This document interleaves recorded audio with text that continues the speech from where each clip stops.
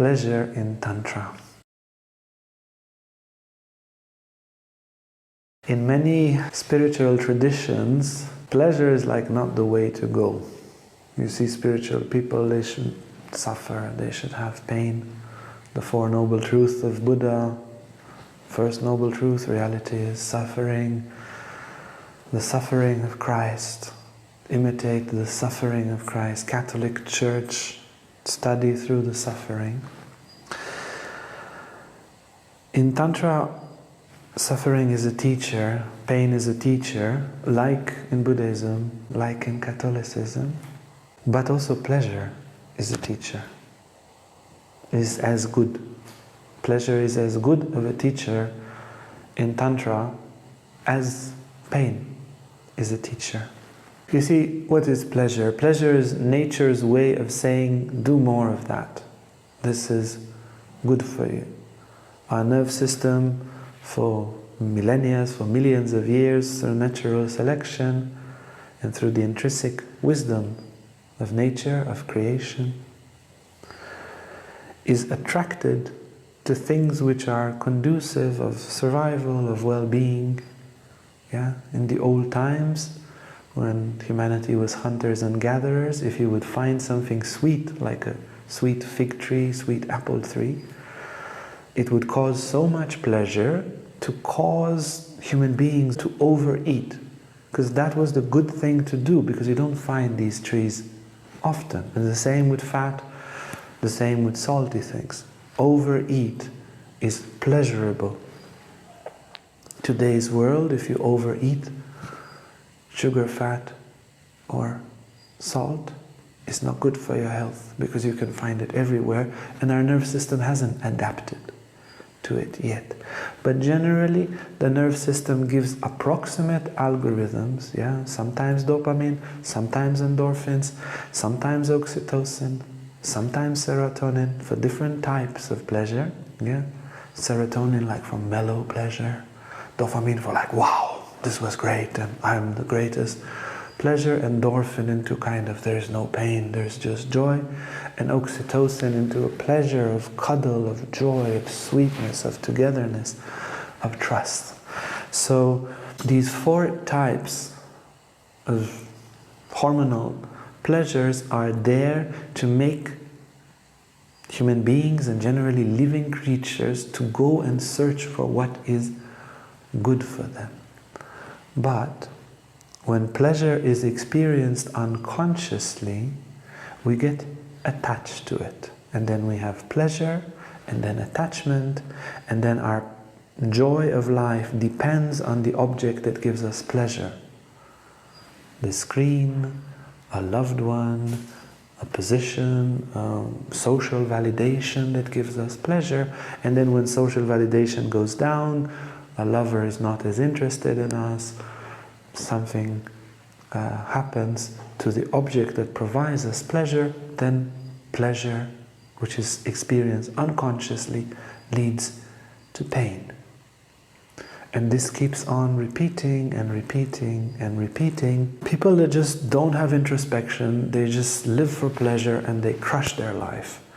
They're overweight and they get addicted to, you name it. Addicted to porn, addicted to video games, addicted to social media, addicted to drugs or alcohol. That's a very low understanding of pleasure.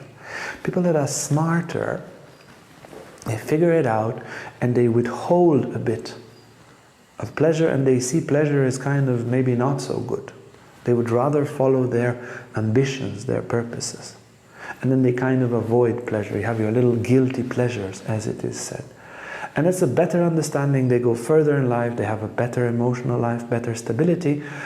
But this is not the highest understanding of pleasure. So we have level 1, no understanding of pleasure, addiction. Level 2, more kind of in the line of ambition, sacrificing pleasures for ambition. Level 2, better than level 1. But then the Tantrics say, you go beyond that. Pleasure as a tool. You take the pleasure itself and you fuse it with consciousness. This is what Tantrics do with everything. They just infuse everything with consciousness. You become attentive to pleasure. So when you eat, don't just taste the food, taste the pleasure. When you watch a good movie, don't just enjoy the movie, contemplate the process of enjoying. When you enjoy time with a loved one, with friends, with family, laughing, when you enjoy lovemaking, be attentive to the pleasure. Unconscious pleasure, attachment, pain. Conscious pleasure, no attachment. Attachment happens when pleasure is experienced unconsciously, and then it becomes an algorithm. When there is an object of pleasure and we do not experience it consciously, we will get attached. 3 times, 5 times, 10 times we experience pleasure from something, we get unconsciously attached and dependent on that.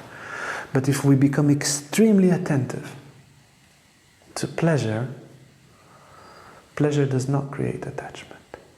But pleasure is extremely relaxing, extremely regenerating. If we experience it consciously, it expands our consciousness. And we can start to grow from pleasure when we experience it in a conscious, centered, detached way. Conscious, centered, detached way. That's what you do with pleasure. And if you can cover 10 units of pleasure, analogically, 10 units of pleasure with your consciousness in a detached and centered way, those 10 units will make you wiser, deeper, stronger, more relaxed. It will help you to come out of yourself and to have life, to have a joy of life, a radiance of life, a charisma, a passion, when we are able to do that. But then if you're a good tantric, and you can take 10 units, you can take 30 units, 50 units, and then you can have tremendous pleasure as a spiritual experience. You see, many spiritual traditions have walked the school of pain. Brahmacharya Baba, the disciple of Nimkaroli Baba, did not sit or lie down for 3 years. He would sleep standing, his legs got inflated. Saint Petro de Alcantara would sleep only an hour a night and eat once every 3 days. For years, for decades, so difficult. But then they had 100 units of pain which they were conscious of, and that pain created a huge spiritual power. Swami Rama, 11 months in total darkness, 1 ray of light, 2 meters on 1 meter. He didn't go out. People brought him food and cleaned up after him. 11 months. What pain! But then they polarize that pain with consciousness, and the pain becomes spiritual realization. In Tantra we said, yes, you can do that with pain, and for sure, when you have pain in your life, become very attentive to it, and the pain will turn into spiritual growth. Both pain and pleasure turn into spiritual power when we are very attentive to them. But the Tantrics say you can do the same thing with pleasure. Have a tremendous amount of pleasure, 20 units, 100 units. Of pleasure, have the most amazing lovemaking and orgasm, the most delicious food, the most wonderful contact with nature, the most blissful silent mind and meditation. Contemplate poetry, contemplate art, music, so that you experience the most tremendous and refined pleasure, and then that pleasure will do to you what difficulties have done to others. And Tantrics, we learn equally from pleasure and from pain, and that makes the evolution go very fast and is extremely natural, because pleasure is normally, mostly, quite good to the body, whereas pain is often quite difficult for the body.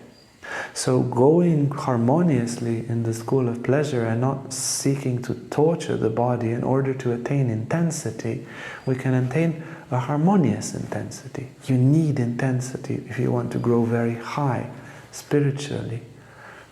But rather than to have an intensity of pain, intensity will either come in pain or pleasure, you can have intense pleasure that you can control.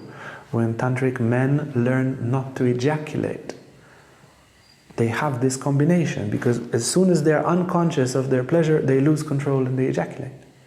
But when they are extremely lucid, and this is what we do, we have this course for amorous erotic continence course for men, 40-something lessons, how to do this, how to be extremely conscious in the midst of that pleasure, and then you hold that energy in, you use it, you recycle it for spiritual purposes, and the pleasure itself becomes a spiritual tool. It is liberating, healing, dissolving blockages, dissolving traumas, turning a kind of mediocre unconsciousness into hyper-lucidity, brings a tremendous peace of mind, and so forth. Some more superficial interpretations of Tantra say, well, Tantrics increase pleasure. It's a very superficial and incomplete way. Tantric grow through pleasure as well. They grow through pain and they grow through pleasure. And then after you learn to grow through pleasure, you can make pleasure grow, and then you grow even more. This is the correct understanding of Tantra, and this is something that can be applied already quite easily if we are attentive to the pleasures of our day-to-day life in a meditative way. When there is pleasure, meditate, meditate. Consciousness, detachment, stay centered in the heart of pleasure and don't let it turn into mental chattering. Just feel the pure vibratory experience of pleasure. This can be very enlightening. And if you've had similar experience or you're wondering some nuances of how to practice this, you're very welcome to write in the comments below. If you like this video and want to learn more about Tantra, about yoga, about psychology, emotional healing, lives of saints and the scriptures, then hit the bell, like, subscribe, and you'll never miss an upload. Thank you so much.